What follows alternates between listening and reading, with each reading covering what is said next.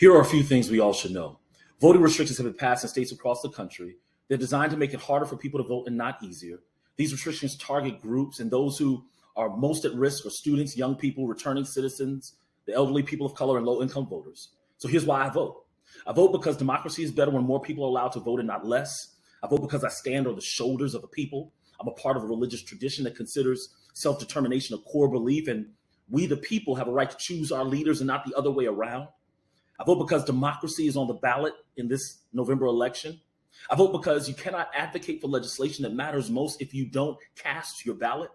I vote because despite all the barriers to voting, we're poised to make an impact upon this election, especially those of you who are millennials and Gen Z and have access to information and platform that generations before you only dreamed of.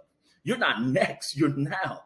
You are the largest voting bloc in the nation. In the last election, you made up nearly 40% of eligible voters. 50% of those who are 18 to 39 showed up in the last election. That number doesn't need to decrease, it needs to increase because you ought to have a say in your future.